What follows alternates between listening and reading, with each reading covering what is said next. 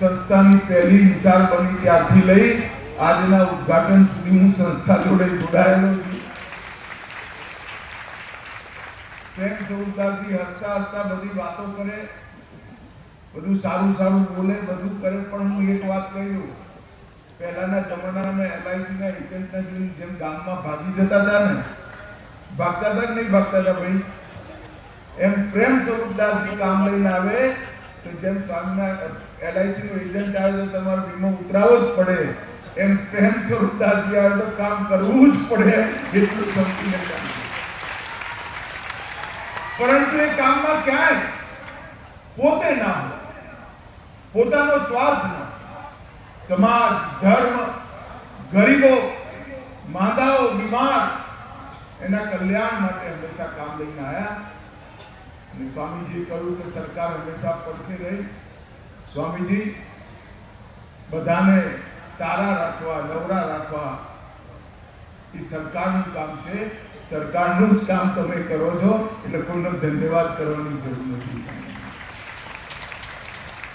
મિત્રો, આજે અહીંયા મેડિકલ કોલેજ બની, 100 બાળકો આ દાખલો લઈ લીધો છે, એડમિશન લઈ લીધું છે, અને આવનારા દિવસોમાં MD અને MS પોસ્ટ ગ્રેજ્યુએટની શરૂઆત પણ થવાની છે. મેં સ્વામીજીને બેઠા બેઠા શિખામણ આપવાનો પ્રયાસ કર્યો. મેં સ્વામીજીને કહ્યું, આ છોકરાઓને ગરીબોની સેવા કરવાના સંસ્કાર આપજો. તેમને ટપ દઈને કહી દીધું, અમિતભાઈ, આજુબાજુના 50 ગામોમાં અમારી એમ્બ્યુલન્સ જાય છે અને ગરીબ ગુરબાઓ અને દર્દીઓ શોધી એમના સાજા કરવાનું કામ અમારા વિદ્યા છે. દરિદ્ર નારાયણની સેવાથી મોટો કોઈ ધર્મ નથી. જેને ભગવાને સારી અવસ્થા નથી આપી, એના સેવા કરવાનો ધર્મ જેને સારી અવસ્થા આપી છે સૌનો છે. એનાથી મોટું ધર્મનું કોઈ બીજું મોટું જ્ઞાન જ. અને સ્વામિનારાયણ ગુરુકુલે સંપૂર્ણ સુવિધાઓ વાળી અદ્યતન હોસ્પિટલ બનાવી છે. મેં ડિટેલ એની બરોબર જોઈ છે. અને જ્યારથી રામલલ્લાના પ્રાણ પ્રતિષ્ઠા થઈ ત્યારથી રામલલ્લાની પ્રાણ પ્રતિષ્ઠાના હર્ષમાં નિઃશુલ્ક સેવા, મફત સેવા આપવાનું પણ સ્વામીજીએ ચાલુ કર્યું છે. આપણા બધા માટે ખૂબ આનંદ છે. મિત્રો, નરેન્દ્રભાઈના નેતૃત્વમાં આ દેશની અંદર મેડિકલ સુવિધાઓને વધારવાનું કામ છેલ્લા 10 વર્ષની અંદર દ્રુત ગતિથી, ખૂબ ઝડપથી. પહેલા એમ્સની સંખ્યા દેશમાં 7 હતી. 70 વર્ષમાં 7 એમ્સ બન્યા હતા. નરેન્દ્રભાઈએ 7 થી વધારીને 10 જ વર્ષમાં 23 કરવાનું કામ નરેન્દ્ર મોદીજીએ કર્યું. 387 મેડિકલ કોલેજો 70 વર્ષમાં બની હતી. દેશની આઝાદીના 75 વર્ષ થયા ત્યારે 387 થી વધારી 706 મેડિકલ કોલેજ બનાવવાનું કામ નરેન્દ્ર મોદી. 51,000 MBBS ની સીટો હતી, એની જગ્યાએ 1,07,000 સીટ કરવાનું કામ નરેન્દ્ર મોદી. દર વર્ષે 1 લાખ ડોક્ટર સમાજની અંદર આખું જીવન સેવા કરવાના સંકલ્પ સાથે મોકલવાની વ્યવસ્થા આ ભારતે 10 વર્ષની અંદર ઊભી કરી. એનું સંપૂર્ણ શ્રેય નરેન્દ્ર મોદી. 31,000 પોસ્ટ ગ્રેજ્યુએટની સીટો હતી. 31,000 MD MS બહાર આવતા હતા. નિયમો બદલ્યા અને નિયમો બદલી 31,000 સીટોની જગ્યાએ 70,000 સીટો બનાવવાનું કામ નરેન્દ્ર મોદી સરકાર. આખા ઉચ્ચ શિક્ષણના ક્ષેત્રમાં નરેન્દ્રભાઈએ કેટલી યુનિવર્સિટીઓ, IIT, IIM, NEET, IIIT, IISER અને IISc ઉચ્ચ શિક્ષાની બધી જ વ્યવસ્થાઓ કરી એટલું નહીં, એના અભ્યાસક્રમોને પણ પુનર્જીવિત કરી બદલી વિશ્વ કક્ષાના અભ્યાસક્રમો બનાવી આજ ભારતના જુવાનિયાઓને સમગ્ર વિશ્વના જુવાનિયાઓ સાથે સ્પર્ધા કરવાનો મંચ નરેન્દ્ર મોદી સરકારે, અને એના પરિણામ સ્વરૂપે લાખો યુવાનો આ સ્ટાર્ટઅપ બનાવી આખા વિશ્વની અંદર ભારતનો તિરંગો ફેરાઈ રહ્યા છે. એવું એક પ્લેટફોર્મ 10 વર્ષની અંદર ઉભું કરવાનું કામ નરેન્દ્ર મોદી. મિત્રો, ઉચ્ચ શિક્ષાના સંસ્થાન લગભગ 11% વૃદ્ધિ, રાષ્ટ્રીય મહત્વના સંસ્થાન 75 હતા, હવે 165 ડબલ કર્યા. પબ્લિક યુનિવર્સિટી 316 થી 480 કરી, ટેકનિકલ યુનિવર્સિટી 90 થી 188 કરી, અને કોલેજો 38,000 થી 53,000 કોલેજો બનાવવાનું કામ નરેન્દ્ર મોદી.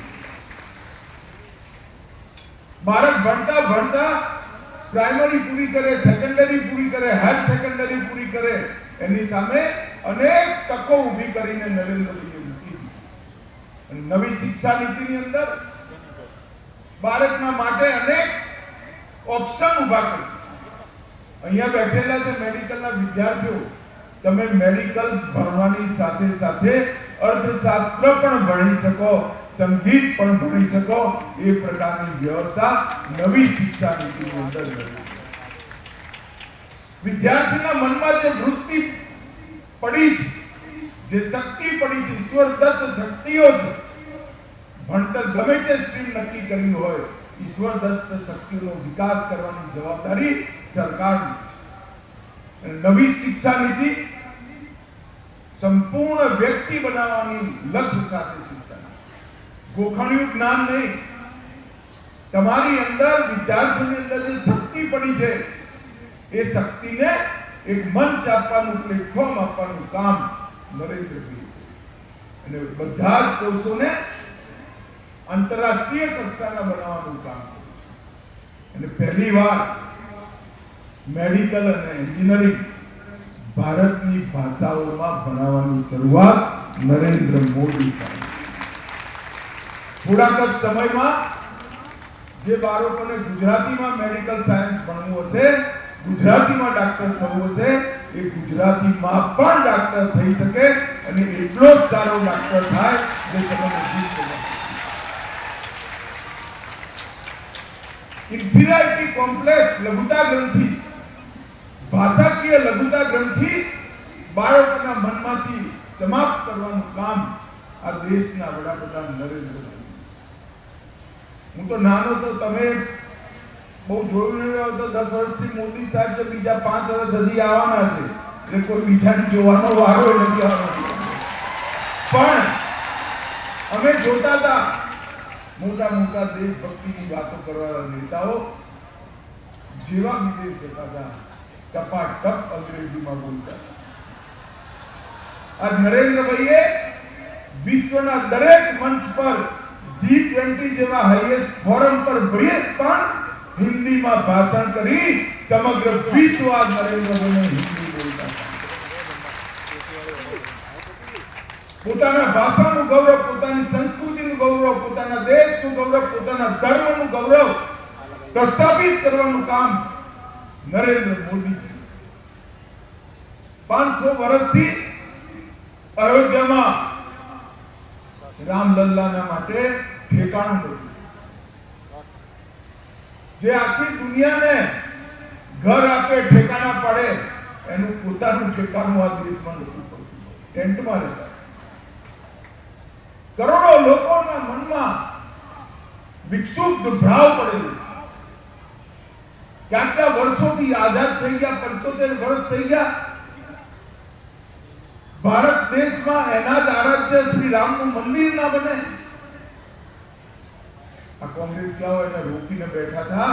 નરેન્દ્રભાઈએ ભૂમિ પૂજન કર્યો અને પ્રાણ પ્રતિષ્ઠા. ખાલી રામ મંદિર નહીં, ઔરંગઝેબે તોડેલું કાશી વિશ્વનાથ કોરિડોર બનાવ્યો.